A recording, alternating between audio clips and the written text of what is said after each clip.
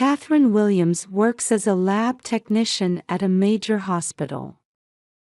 She's meticulous and responsible, with extensive medical knowledge. Her husband, Thomas Williams, is a popular architect who is usually mild-mannered but can be firm when it comes to family matters. They have a 3-year-old son named Noah. Noah is a bright and active little boy, but he's had a severe peanut allergy since infancy and has experienced mild reactions in the past. Thomas's mother, Barbara, is an old-fashioned woman who grew up in a small town in Texas. She believes that food allergies didn't exist in my day, and criticizes modern parenting as too overprotective.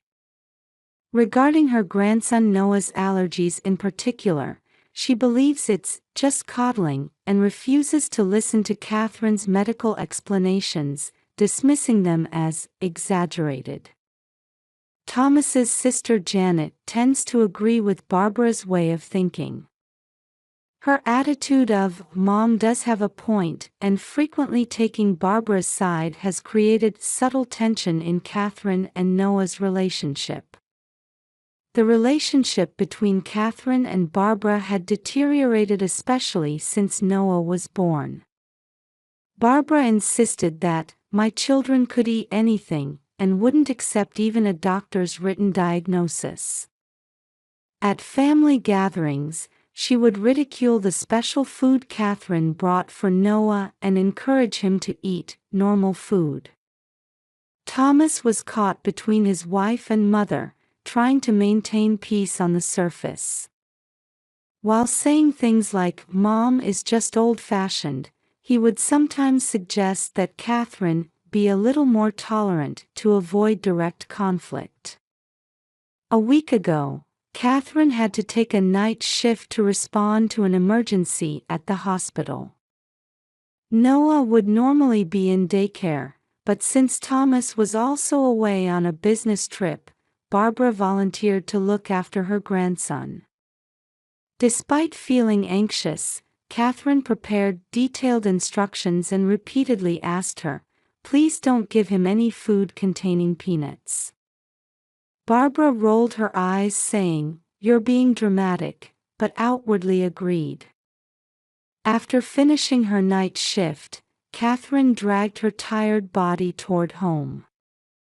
She was originally scheduled to work until 3 p.m., but since her replacement arrived early, she was able to return home an hour earlier than planned. All she could think about was Noah's smile and looking forward to a relaxing bath. At 2 p.m., Catherine parks her car in front of her house. She feels a bit lighter knowing she can get home earlier than usual. She opens the front door and calls out, "I'm home," but there's no answer. She can hear the TV and Noah's laughter coming from the living room. "Barbara? Noah? I'm back." Catherine puts her bag down in the entryway and heads toward the living room. Usually, her mother-in-law would make some critical comment the moment she sensed Catherine's return, but today it's quiet. The moment Catherine steps into the living room, her heart nearly stops. Noah is sitting on the sofa, and on the coffee table in front of him is a half-eaten peanut butter sandwich. Barbara is sitting next to Noah, watching her grandson with a satisfied expression. Time seems to move in slow motion. Catherine smells the peanut aroma lingering in the air, and terror shoots through her body. "What are you doing?" Catherine screams. "He has a peanut allergy." Barbara looks up in surprise, then immediately frowns. "You're back already. It's not 3 yet." Catherine tries to rush toward Noah, but Barbara stands up and blocks her path. "What did you feed him?" Catherine's voice trembles with fear. What he wanted. What normal children eat. You're just being overprotective, Barbara declares, folding her arms. What are you thinking? I've told you so many times that Noah has a peanut allergy. I even showed you the doctor's diagnosis. Catherine's voice rises with panic and anger. Anger flashes across Barbara's face. Be quiet. He'll get used to it if he keeps eating it. That's how my daughter got over hers. The moment she hears this, something snaps inside Catherine. She pushes Barbara aside and rushes to Noah. Looking at Noah's face, she realizes her worst fears are becoming reality. Noah's cheeks are beginning to redden and swell, and a rash is appearing around his eyes. He's scratching his neck and says in a small voice, "Mommy, my throat is itchy." Barbara is still making excuses. You're overreacting. It's just a little rash. Janet had the same thing as a child, but I made sure she kept eating it, and she got over it. Catherine ignores Barbara and checks Noah's condition. His breathing is becoming labored, and his lips are starting to swell. These are the initial symptoms of anaphylactic shock. Noah, it's okay. Mommy's here, Catherine says, trying to appear calm. She takes an EpiPen from the side table drawer in the living room and quickly injects it into Noah's thigh. What are you doing? Barbara cries out in shock. Call an ambulance. Now. Catherine commands. Barbara doesn't move. You're overreacting. It's just a little. Her words trail off. Noah's condition has begun to deteriorate rapidly. He's clutching his throat, his face has turned pale, and his lips are swelling even more. His breathing becomes difficult, and he starts to gasp. Noah. Catherine screams and takes out her cell phone to call 911. A 3-year-old boy is having an anaphylactic shock. I've given him an EpiPen, but his condition is worsening. Please send an ambulance right away. Barbara stands with her mouth open, staring at her grandson's transformed appearance. For the first time, a look of fear crosses her face. She's slowly beginning to understand the gravity of what she's done. I didn't think. Barbara says in a trembling voice. Catherine ignores her and picks up Noah, heading toward the front door. There's no time to wait for an ambulance. I'll drive him to the hospital myself. Barbara follows, trembling. I'll come too. Catherine turns around and looks at Barbara with icy eyes. You've done enough. Stay home. Call Thomas and tell him honestly what happened. Barbara is at a loss for words, standing frozen in the entryway. Catherine puts her son in the car and drives at full speed to the hospital. Looking at Barbara's diminishing figure in the rearview mirror, Catherine felt herself trembling with anger and fear. The hospital responded quickly. Since it was the hospital where Catherine worked, many staff members knew her and understood the seriousness of the situation. Noah received immediate treatment, with additional adrenaline, steroids, and antihistamines administered. Catherine waited outside the treatment room and called her husband with shaking hands. Thomas was in a meeting downtown but immediately said, "I'm on my way, and hung up. After 30 minutes, Noah's condition began to stabilize. However, the doctors cautiously decided to keep him overnight. Catherine sat by Noah's bedside, clutching his small hand.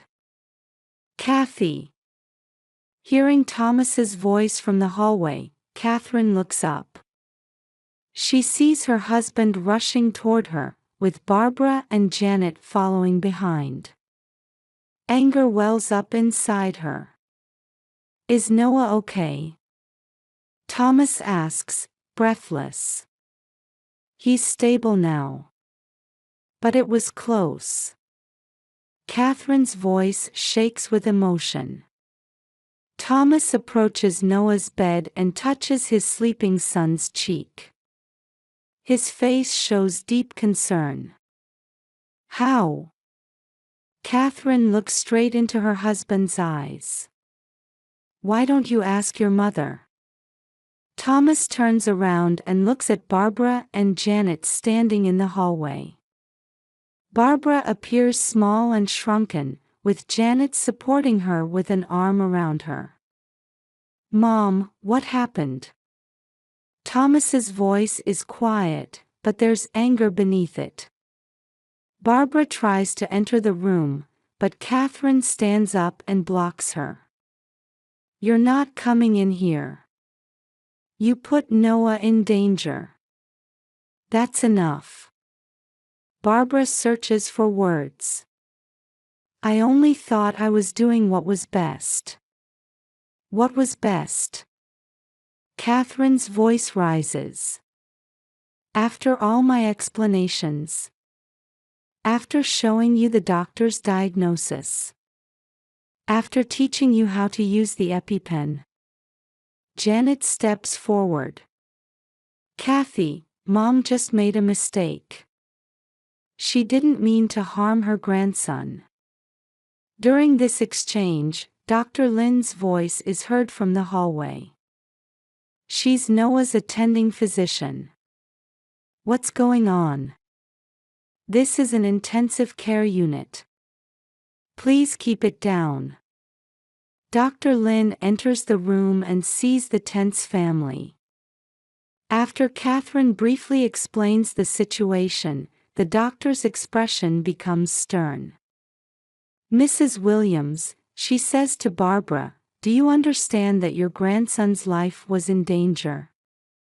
If he had arrived a few minutes later, he could have suffocated."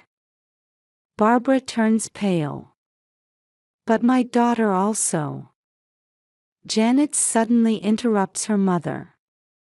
"Mom, that's enough." Dr. Lynn continues, "This is clearly negligence.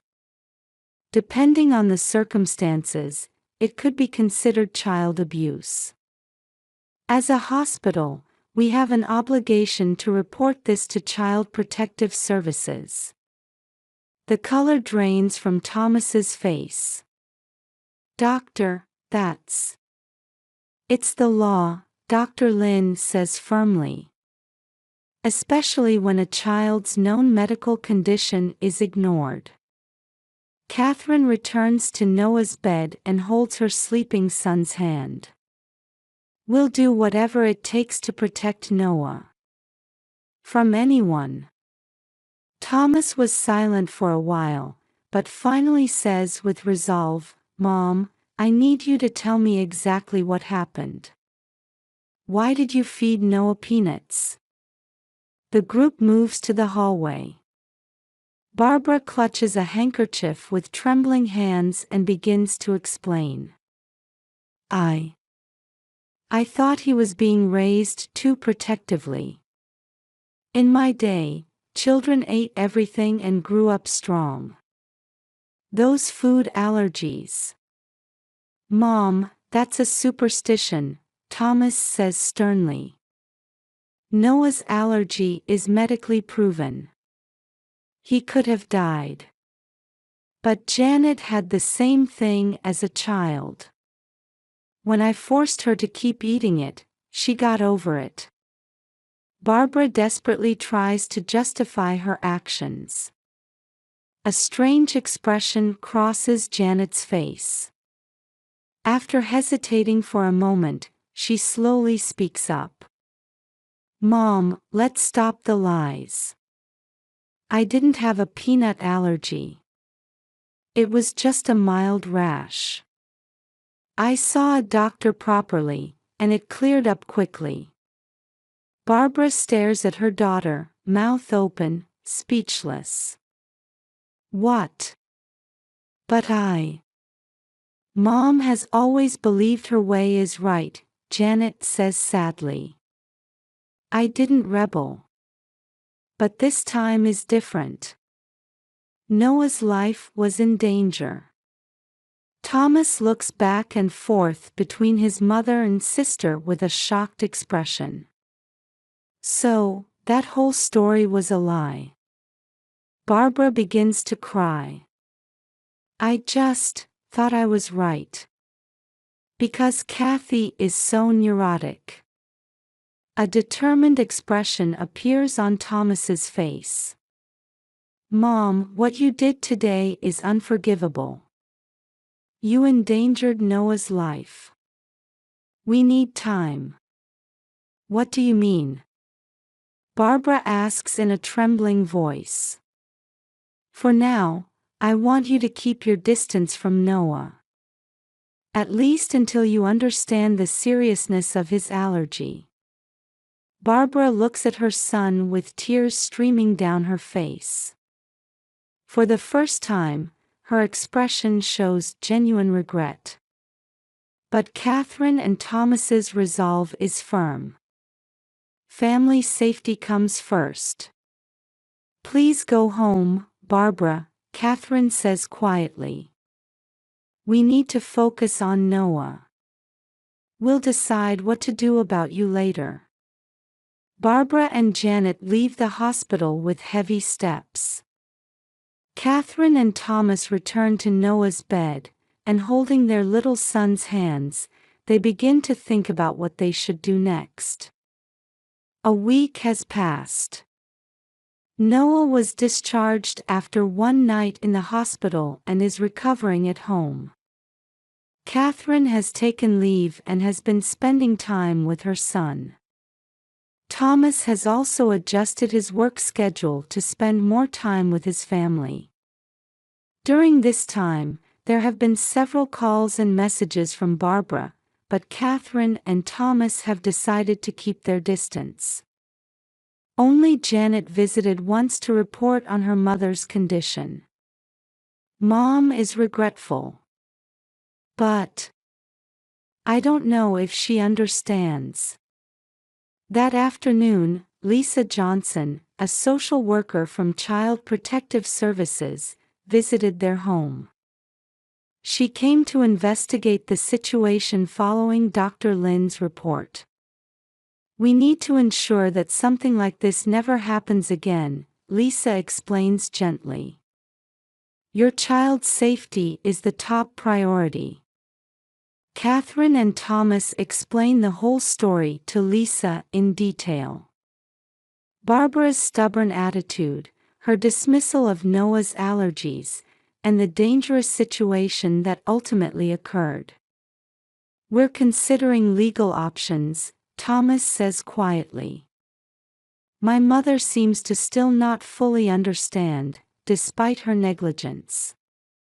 Lisa nods while taking notes. In this situation, considering a restraining order is understandable. Especially if there's a risk of recurrence. Catherine squeezes her husband's hand.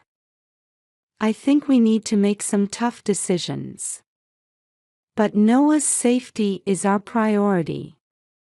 That evening, Catherine and Thomas scheduled an appointment with attorney David Martin. They discussed legal options and considered what measures could be taken. Even if it wasn't intentional, there was clear negligence, David explains. The court typically prioritizes the child's safety, especially when there's medical evidence. The next day, Catherine and Thomas submitted a restraining order application to the local court. At the same time, a report from Child Protective Services was submitted, along with medical records from the hospital as supporting evidence. The court responded quickly, and a temporary restraining order was issued. Barbara was forbidden from approaching Noah and could not come within 100 feet of Catherine and Thomas's home. The day after Barbara was served with the notification, she called in a rage. "How could you do this?" she cried out. "Can't I even see my grandson?" Thomas took the call and responded calmly. "Mom, this is the result of your own actions. Noah could have died. But I just made a mistake." Barbara's voice trembles. "Yes, you made a mistake. And we need to protect Noah. Until we're confident that you take his allergy seriously and that this will never happen again." After this conversation, Barbara began spreading the story among her local friends. However, contrary to her expectations, the community's response was cold.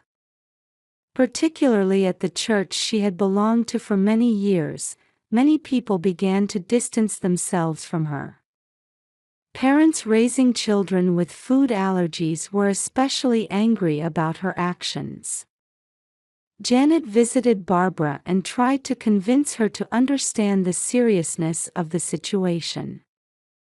However, Barbara still continued to insist that she had been right. "Mom, look at reality," Janet said harshly. "You put your grandson in danger. If Kathy hadn't come home early, Noah might have died. I didn't think it was that serious," Barbara says in a small voice. "That's the problem. You prioritized your beliefs over medical evidence. And now you're paying the price."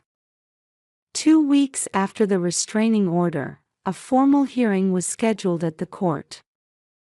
Catherine and Thomas attended with their lawyer, and Barbara came with her own attorney. At the hearing, Catherine testified tearfully. "We explained it many times and showed her the doctor's diagnosis. Still, my mother-in-law refused to believe, and as a result, my son's life was endangered." Barbara's lawyer argued that she acted without malice, but the judge placed emphasis on the medical evidence and the Child Protective Services report. "Mrs. Williams," the judge addressed Barbara, "your personal beliefs endangered your grandson's life. Ignoring medical evidence and failing to follow parental instructions is serious negligence." The judge confirmed a 6-month restraining order and further ordered Barbara to participate in an educational program about food allergies and complete 200 hours of community service. As they left the courthouse, Thomas approached Barbara. His expression showed deep sadness. "Mom, we need time. I want you to understand that Noah's safety is our top priority." Barbara nodded with tears in her eyes. For the first time, genuine regret was visible in her eyes. I was truly wrong. I endangered my grandson. Please forgive me." "We might be able to forgive, but regaining trust takes time," Thomas said quietly. "I want you to start by following the court's orders and learning about allergies." Barbara nodded silently and walked away with heavy steps. Catherine and Thomas held hands, resolving to begin a new chapter. Their top priority was Noah's safety and creating an environment where he could grow up healthy. A year later, Noah's 4th birthday party was being held in Catherine and Thomas's backyard. Noah was energetically playing with his friends, showing signs of complete recovery. Over the past year, Catherine had begun working with a local allergy awareness group, striving to promote understanding in schools and childcare facilities. Her experience resonated with many parents and provided support for families facing similar situations. Thomas also participated in awareness activities between his work commitments, particularly sharing his experience of overcoming family conflicts from a male perspective. Sometimes even those we love can become a threat to our children's safety. How we handle such situations is important, he said. Barbara had experienced significant changes over the past year. She completed the court-ordered food allergy education program and voluntarily took additional courses. For her community service, she helped with a support group for children with food allergies at the local hospital, sharing what she had learned from her experience. Her reputation in the community was gradually recovering, but many people were still wary of her. Parents with young children, in particular, hesitated to let their children be around her. During this time, Janet had been working on repairing her relationship with her mother while supporting her brother and sister-in-law. "Mom is really trying to change," she told Catherine. That incident was a major turning point for her. As Noah's birthday party was winding down, the doorbell rang. When Catherine opened it, Barbara was standing there. She was holding a small present in her hand. After the restraining order was lifted, she had promised not to come to the house without Catherine and Thomas's permission. "May I come in?" Barbara's voice had become softer than before. After a moment's hesitation, Catherine called her husband. When Thomas came, he stared at his mother for a while, then quietly nodded. "For a little while," he said. Barbara went out to the garden and saw Noah playing. She didn't approach him immediately, looking to Catherine and Thomas for permission. When they nodded, she slowly approached Noah. "Noah, it's Grandma. Do you remember me?" Noah stopped playing and looked at Barbara.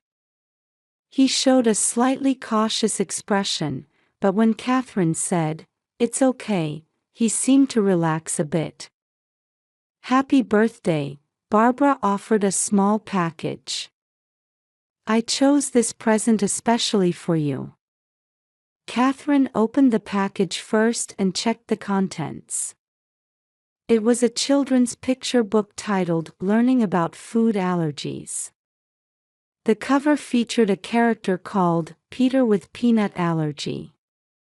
Catherine flipped through the book, checked the content, and quietly handed it to her son. "Noah, look. It's a lovely book." Noah accepted the book with interest, his eyes lighting up at the colorful pictures. "I'll read it to you," Barbara offered. "If that's okay." Catherine and Thomas exchanged glances, and after a brief silence, Catherine slowly nodded. "That's fine." Barbara sat next to Noah and began reading in a gentle voice. "Peter has a special body. His body really doesn't like peanuts." Noah listened with a serious expression, occasionally asking questions, enjoying the time with his grandmother. After a while, Barbara closed the book and gently stroked Noah's head. "Noah, Grandma made a big mistake," she said, looking straight into her grandson's eyes. "But I won't do it again. I promise." Noah looked a bit confused but, with the pure heart of a child, said, "Okay, Grandma." Catherine watched this scene, struggling with complex emotions. While she hadn't completely regained trust, there were definitely signs of change. When the party ended and Barbara was leaving, Catherine walked her to the door. "Thank you, Catherine," Barbara said quietly, "for giving me a chance." Catherine took a deep breath. "We're just getting started, Barbara. Trust, once lost, takes time to rebuild." "I understand," Barbara nodded. "I'm prepared to wait. And I'll do anything to prove that I've truly changed." Catherine smiled slightly. "I'm glad to hear that." That night, after Noah was in bed, Catherine and Thomas sat facing each other in the kitchen. "What do you think?" Thomas asked. "I think she has changed," Catherine answered honestly. "I can't say I completely trust her yet, but it's certain that she's taken a small step forward." Thomas took his wife's hand and said, "We'll take it slow, little by little." The couple gazed at the starry sky through the window, quietly accepting that family bonds can overcome trials and be reborn in new forms. With Noah's safety as their top priority, they were beginning to move forward toward the future, cautiously but with hope.